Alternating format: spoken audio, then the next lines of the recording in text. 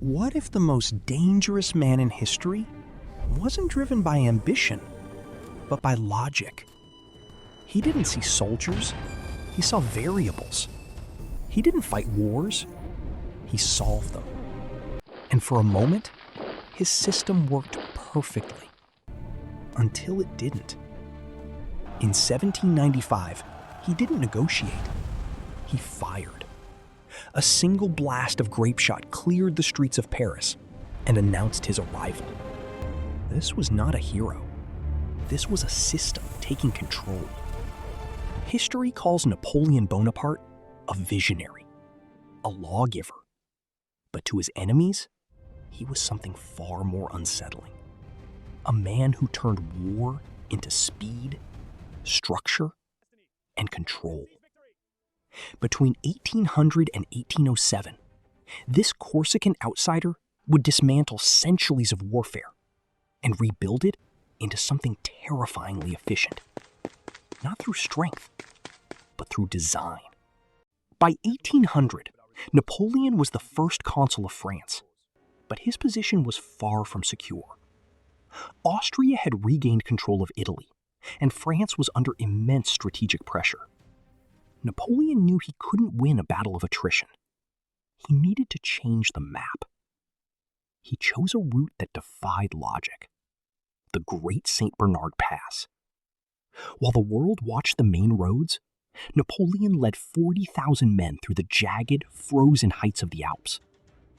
This was the debut of his signature strategy, the maneuver sur les derrières, the maneuver to the rear. He didn't just cross the mountains. He placed his army directly behind the Austrian forces, severing their communications and supply lines. This was war as an art of displacement. However, even a master makes mistakes. At the Battle of Marengo, Napoleon's overconfidence nearly cost him everything. He scattered his forces, miscalculating the enemy's resolve. By midday, the French line was at a breaking point.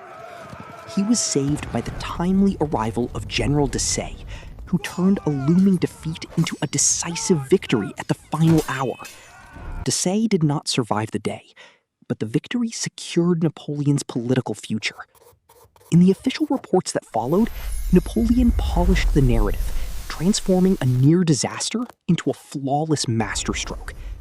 The legend was growing, fueled by both tactical brilliance and a carefully crafted image. Why was the old world unable to stop him? Because Napoleon was fighting with 19th century software, while his rivals were still running on 18th century systems. Napoleon's greatest invention wasn't a weapon, it was an organizational structure, the corps d'armée. He dismantled the traditional, sluggish mass of the army and rebuilt it into 7 independent, self-sufficient mini-armies. Each corps had its own infantry, cavalry, and artillery. This allowed for a revolutionary principle: march divided, strike united. His forces moved on separate roads, living off the land, covering ground twice as fast as their opponents. In 1805, at Ulm, this system allowed him to surround an entire Austrian army without engaging in a major confrontation. They were rendered powerless before they could even deploy. It wasn't about the intensity of the fight, it was about the efficiency of the coordination. Napoleon had turned the chaos of the march into a high-precision machine. December 2nd, 1805, the Battle of Austerlitz. This was the day Napoleon demonstrated that the mind is the most powerful weapon on any field. Napoleon was outnumbered, 90,000 Russians and Austrians against his 70,000. To the Allied commanders, he looked vulnerable. To Napoleon, they were exactly where he wanted them. He staged a masterpiece of deception. He intentionally weakened his right flank and abandoned the Pratzen Heights, the most dominant ground on the field. He even simulated hesitation to lure the young Tsar Alexander I into a trap. The Tsar took the bait. As the Allies moved off the heights to strike the weak French wing, they emptied their own center. Napoleon waited for the perfect moment. At 9 a.m., The morning mist lifted, revealing the son of Austerlitz.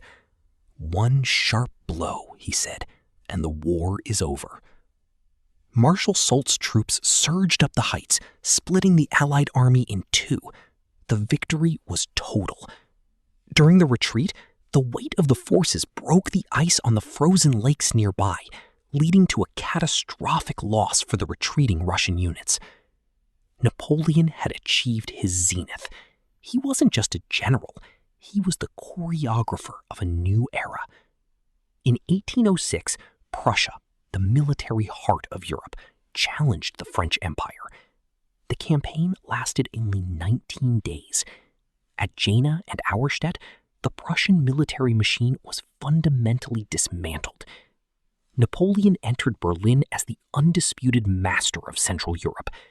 But victory was changing him.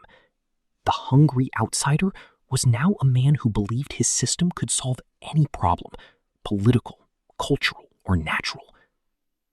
In 1807, at the Treaty of Tilsit, he met with Tsar Alexander on a raft in the middle of a river. They divided the world into spheres of influence. Napoleon was at the summit of human power. He had rewritten the maps of 1,000 years. However, the traits that made him a genius, his obsession with detail, and his belief in absolute logic, were becoming his greatest liabilities. He began to believe that his will alone could override reality. He had achieved total hegemony, but in doing so, he had ensured that his enemies would never stop until his system was broken. Napoleon mastered war, but he was about to face something no system could control: people and reality. Spain would bleed him. Russia would break him. And for the first time, the equation would fail.